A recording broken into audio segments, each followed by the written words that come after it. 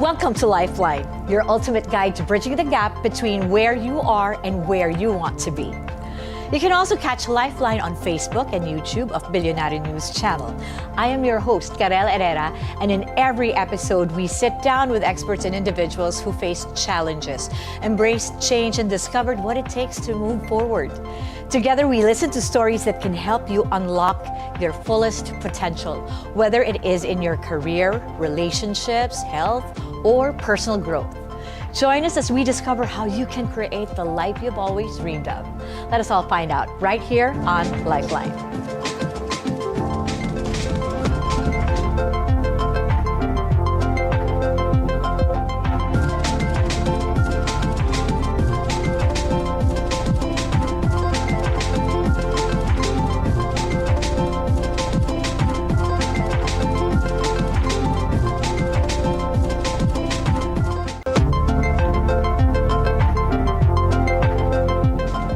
Have you been broke or maybe broken? I'm sure you can relate. From humble beginnings as a dishwasher to a radio jock to becoming one of the most recognizable faces in Philippine motoring media, tonight he shares the raw truth about his road to becoming the top-of-mind name in media and motoring. A man who proves that rough roads reveal character and that success can come a little further down the track. Ladies and gentlemen, James Deakin, welcome to Lifeline. Thank you for having me. I'm so excited because I always see you, in events. I've always wondered, what made him, what made you you? Why are you the top-of-mind guy when it comes to cars? The journey towards that. Maybe you could give us a little backstory of how things started for you? How it started with cars? Well, that was a little bit by accident, but it was really a passion that I had ever since I was, I can't remember a time I wasn't into cars. I remember probably my earliest memory of loving cars was when I played around with my uncle's Combi in Sydney, and nobody was around. Back then in the 70s, we weren't supervised, and I let the handbrake go, and it was parked on a hill and rolled down. And yeah, it could have ended in disaster, but instead, it ended up in a career. But how I got started here in the Philippines was I was in radio first. I did a couple of years there in what was the Hive 100.3 at the time. Yes. So late 90s, early 2000, and then I realized I don't see my potential being reached here, at least not financially.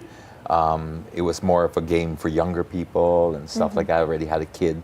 So I left that to try something else, and boom, this opportunity came up with a magazine that some friends had started, and I just took it, grabbed by the wheel, and just took off. So it was kind of a little bit of an accident, but a very happy one. Philippines, why Philippines? I'm born and raised here. Filipino mom and British dad. That's where the mix is. And so I was here from 0 to 14, and then I finished. I didn't quite finish. I was up to first year high school, moved to Australia. And I tried to finish my school in Australia, but sadly circumstances just led to I had to leave school at 14. And I started work as a full-time dishwasher to help out. My mom was a single mom, and times were tough. And so that's what we all had to do at the time. Grouped together as a family, my two brothers and I, and my mom. And we all worked at the same place. It was called Crestwood Motel. Memories. And it was in Canberra. And that's where I got my humble beginnings. And I remember washing dishes was, wow, it's about as entry level as you could get. And I worked my way up from there. I worked way kitchen hand, and then eventually assistant waiter, barman. And then after spending a few years in the hospitality industry, I realized maybe this is not for me. Maybe there's something else out there. And then I found another love of mine that I discovered was hosting. I started in a Japanese restaurant, hosting for a little karaoke bar. Remember, this is 1990-something, 91 or something like that. There was the first karaoke bar in the country was in a place called Perth, Western Australia. And I worked there as a DJ, and it gave me this sort of confidence to learn how to do public speaking and hosting, and I did that 5 nights a week. And then eventually moved back to the Philippines. So my mom moved here, my brothers moved back, and I was the only one left in Australia.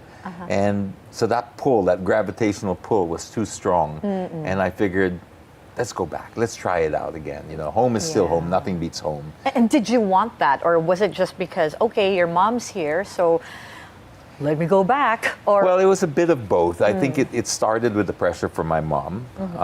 And then I really missed them when they left. You know, it was like being alone in Australia was not my idea of the life I wanted to live. And then I always wanted to go on radio. It was a passion that I really wanted to pursue. But I realized in Australia that it was very gate-kept. The entire industry was, one, I didn't have the accent. actually, I was going to say. I didn't want to learn the accent either. Okay. I wanted to be myself, and they were just like, no, basically, if you don't speak like an Australian DJ, there's really not much room for you. Yeah. And so I almost killed that dream off, but then I thought, hey, maybe the Philippines. I mean, that's my accent would be considered universal or normal there for radio. And so I came back with that goal in mind. And that's where I got my job first, the Hive 100.3, after a lot of attempts. I mean, it was, I'm glossing over it, but there was a period there where I was like banging on doors, hanging out resumes with cassette tapes with my demo voice on it. Back in the day, you really had to do a live thing. I remember going into a wardrobe to record my sample. Yeah, in a tape recorder. In a tape recorder, like an old-fashioned tape recorder. It's like, you read the weather, you read the news, you do some taglines and stuff like that. I would go to all these stations and hand my tape out, but nothing worked, you know. I mean, it was like, I guess it was also a business of who you knew. And almost gave up hope there because I had also arrived in the country selling everything that I had in Australia, which wasn't much. It amounted to about $10,000. That's a business, that's all of our furniture, that's everything, right? Okay. So it's very humble. It's not a great deal to start with, and I got robbed. I lost that $10,000. Oh my goodness. By household help. And where did you get robbed here? in the house, in Manila, in our place in Pasig. There was a house helper that had just joined, and she found it and took it, and it was devastating. And then it was literally at that point, right up, I had planned so carefully. I got married very young, 22. Oh, but yeah, that's young. Yeah, I was very young. So I was like, let's at least plan properly for the children. I don't want to bring a child in this world unless I'm financially secure. I think a lot of people think this way. That's right. But sometimes the universe has other plans. So all of the planning, I had a business in Australia. I had a very regular income. I was stable. I had good credit. And then I gave all that up for a new beginning here. And then with the $10,000 that I got robbed, so I literally hit my lowest point in life. And guess what? The universe gave me a pregnancy. Oh. So of course, it happened right then. Oh my. And I remember being just really, really scared because I thought, I don't know how to do this because in Australia, this is where I picked up my work ethics and my adult life. I knew that if I was out of work in Australia, I didn't worry because I could just pick up the Wednesday paper, which is known for the job section, and within the end of the day, I've got like 10 interviews and pick my one of 3 jobs. It wasn't hard for somebody willing to work, but it was different coming back here because I couldn't just sort of apply at Jollibee or McDonald's or, there was a class barrier, I think, that, I was made aware of. Like, I really tried, but people would look at me like, no, you don't look like the type that should work here. What's wrong with you? Why are you even applying here type of thing? I'm like, because I'm desperate. Which part don't you get? But, my family told me, you can't show the desperation because then that's going to also be very difficult to be hireable. You're more hireable when you already have a job. That's the irony. You're more employable when you're employed. I'm like, okay, well, so at least come with the confidence of being employed. So I remember thinking, okay, I need to do something. I ran out of options with the radio stations. Nobody was returning my calls.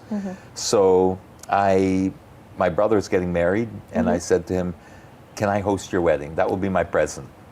One, I don't have enough money to give you a present. That's the real reason. But I think the bigger reason here was I needed a break. Yeah. I knew that if I just put myself out there, just give me my 5 minutes of fame or attention, and I will convert that into something.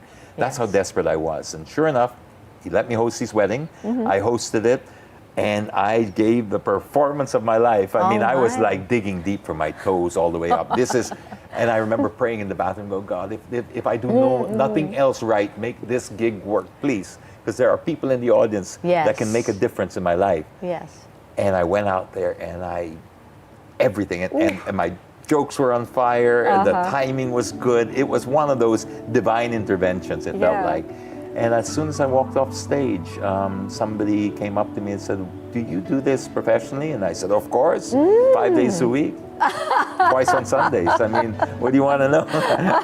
And they said, well, I work for the Intercon Hotel, and they were turning 30. So that would have been 1999. The 30-year anniversary of the Manila Intercontinental Hotel. It's no longer there now, right? Yes, yes. And you know what? Could you be our host? And it's only like in a week or two. We'll actually tell the other host, no more. Wow. We want you. I was like, okay, do it. So I got there and I hosted. And again, I said, God, I know I said the last time that would be the last time I asked, but I really need just one more solid gig. Yeah. I got up there and I did my piece, and it was a big event. The Ayalas were sitting in front there. Cory Aquino was sitting there. I think GMA was also there. And I was thinking, don't screw this up. Oh my goodness! From your first gig, we're talking at that like wedding. weeks. It was a matter of weeks. The timing, the distance that we're talking about. And I remember walking off stage, and then this lady comes up, or some girl comes up, and she goes, "Excuse me, my boss is in the back, and she asked me to give you this card. She just wants to know if you're interested in a job in radio." Oh my! I was like, no way, can't be true. So I went and I met, and I did this interview. We arranged an interview. The next morning, I got a job as the morning host of a radio show on the Hive 100.3. Spectacular. I just got goosebumps, with your story. Oh, that's a short version. Yes, I'm sure. Now, I'm going to go on a break for a bit, and we'll be right back because we would love to hear more from James Deakin. So, see you.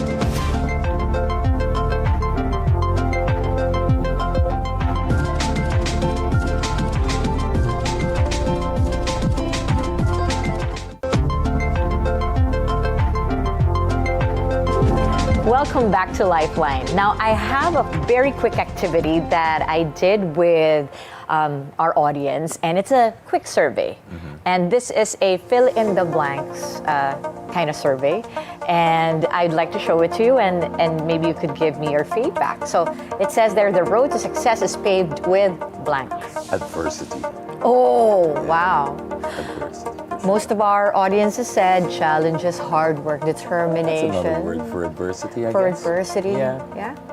So now you are a big name, and when I talk about how things have blown up and you become quite famous, it didn't happen immediately, right? It took me about 44 years to become an overnight success.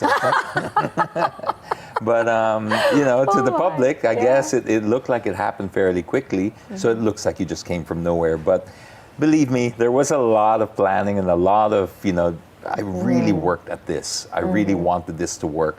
And I think it came from a desperation of I'm not qualified for anything else. I never finished high school. I never finished first year. So I got as far as half of first year high school, and that's it. So much less college, diba? And you walk around with that insecurity, like, how are you going to, the security guard usually has a higher, a college degree. Some of the elevator attendants had a better education than I did. And so I felt this vulnerability. But eventually, so what it did to me was it said, you've got to create your own opportunity.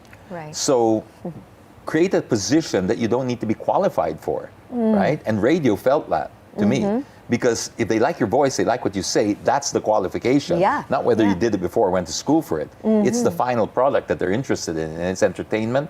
So that was one. Then the next thing was the magazine. Now, the magazine, I owe it to also the people there, because had it been a traditional publishing house, I don't think I would have joined that magazine, or they would not have hired me.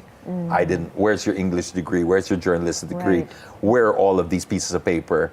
But these guys were also just as unqualified as I was.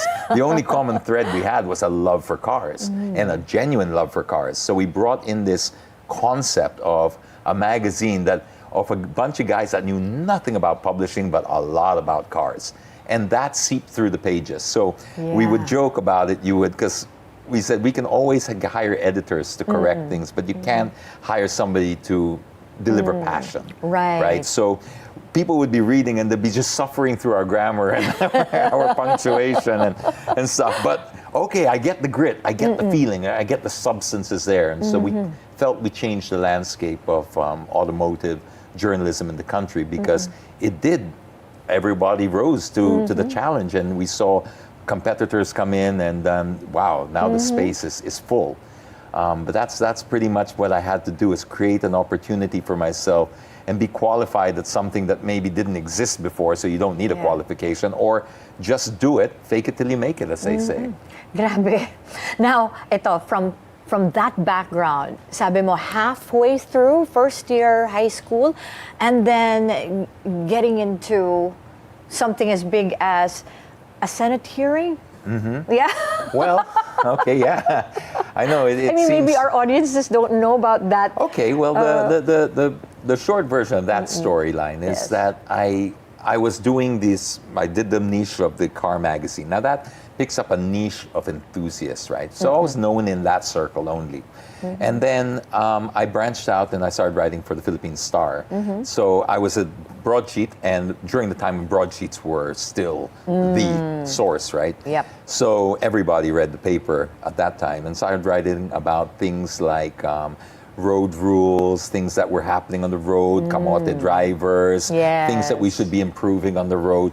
And so I started to resonate with a larger audience of more mainstream people, because not everyone is a car enthusiast, but everybody's a road user. Right. So I built a little bit more like that, more rapport, and a bit of loyalty from there. And then I joined CNN, and I got my own show doing a transport show. So I'm fast forwarding these things, but yes, I built that, and then eventually got offered a 5-day-a-week transport show called The Service Road. And that show was doing very, very well, and it just happened to be at the crossroads of when Uber was in the country. And Uber was trying to stay in the country, and the LTFRB were trying to kick them out. And there was this whole big uproar, and so they had a Senate hearing in 2017, and they invited me to be the resource speaker. And I went in there and I said, sure, you're not going, I mean, when you come from the background I come from, where you don't have qualifications, you don't look a gift horse in the mouth. You look at every opportunity as probably the first and last opportunity you're going to get. Never say no. Say yes and work it out later. So I just said yes, and I was thinking the night before, what have I got myself into? Seriously, James, I mean, of all the, you know, you can fake it till you make it so far. But I think this is already this is going to be live on television, and it was a hot topic. It wasn't like a Senate hearing that was just, okay, I mean, not everyone's interested. It seemed like everybody was tuned into this thing. So I remember getting onto that thing, and I didn't have a script. I didn't have anything I just spoke from the heart. I had been writing about this every day for like 10 years already. It wasn't anything new to me. It was just to that audience, I'd come from nowhere. Who is this guy? Why is he speaking like this? And why does he seem to know so much about it? It's because I dedicated my life not just to it, but to listening to people. If there was any service that I felt I gave, was being able to articulate the pain of people on the road, that they couldn't seem to have a voice. Jeepney drivers have associations, truck drivers have associations, bus drivers have transport groups, they all have political parties, they have voices. The private car motorists, voila. Voila. So I, by default, became that. So by listening to all of this, and you absorb this, and you know their pain points. So when you speak, and you speak for them, it was a perfect storm. boom. I remember when I had never experienced anything like that in my life, because I remember when I finished that speech, I went for my phone. I joke because it's not really true, but I was like, it was burning hot. There was smoke coming out of it. It was on fire. The notifications were just, it looked like it was just speeding through the notifications. It was crazy. I went out on the street. People were yelling. I remember I was in Chinatown the day after, and people were stopping their cars. Hey! Yeah. Ikaw yung nasasingit! I love you! People were selling shirts. People were selling shirts in like Green Hills and stuff. Yeah. The Filipino is worth driving for, because that was the line that I ended with. So it was hysterical. I mean, it reached hysteria. Yeah. Now, you didn't just wing it. There are so many years of preparation for that moment. Now, where did the Filipino is worth driving? Where did that come from? Okay, well, that one actually, 2013, I remember when we first did, when Yolanda hit. Yes. We did a thing that we called Oplan Hatid. I don't know if you ever came across it. You did? I did. The Yolanda survivors were being brought over with C-130 planes, military planes, to Villamor Air Base. But the problem they had was they didn't know how to get out of there. They had relatives here, but they didn't have a ride. So that was before Uber was there, right? 2013. Yes, we were Uber, free Uber for people. So I just used social media to say, can anybody help? Yes. And I started telling stories about the situation, and people started offering help. It was the most amazing thing, because I've never seen Bayanihan spirit up that close. I remember the way that. it happened. Yeah. I remember a point where you got to understand, these are strangers, right? Yes. They opened Nobody their knows homes. anybody. Yes. And we were saying, can you give them a ride to where they need to go, or even take them home if they ask, right? And just turn up here. Just turn up to the base. We don't need anything else. People were showing up at the base. It got to the point where I was auctioning rides, because the plane would land, and then the DSWD would put a list of, once they process everybody, and they'd ask, where are you going, etc. I'd get that list, I'd grab a microphone, and I'd be going, all right, we got Bao Bao Bao, Cubao Bao Bao, we got Family 4 going to Cubao, I see a car over there. And we had to give numbers out, because people were fighting, I was here first, I want to take them, no, I want to take them. So parang bank, in the pumapila, the lower the number, you get priority. So people would say, I can take them, I can take them. Yeah. And it became this amazing thing. And that's where the tagline informally was used among us. We were saying the Filipinos worth driving for, but we never publicized that. We never, it wasn't a commercial thing. It was just among us. And then years after? I remember when I gave that speech in the Senate, it just came to me in the end. I did not plan that last line. It just entered my head because of what I remembered of Oplan Hatid. And I just said, because Madam, it was Grace Poe, as the chair, the Filipinos were driving for, and it erupted, and she had to say, everybody just calm down, we don't clap in the Senate, she said. Mic drop moment. Yes! It was like, it was crazy. Grabe yung mic drop moment na yun. And I think a lot of people who are listening to you now, they're learning so much and they're getting inspired. Now, if I were to ask you, to go back in time, go back in time, and you get to tell the young James an advice, give him an advice, what would be your lifeline for him at the lowest point of his life? What would you be saying to him? Hang in there, okay? This is temporary. This too shall pass. Believe in yourself. And if you do it like that, with the right intentions, it will come true. And then also buy Bitcoin. It's not invented yet, young James. But when it comes out in 2009, buy as much as you can. That's going up. But also, I think it's really down to that. This too shall pass. We drown in the moment, and then when we zoom out, you realize it was a bump in the road that you needed. You can't learn these lessons unless you go through the pain. You have to. It's part of the process. It's the process. If you rob yourself from that process, you won't get that result.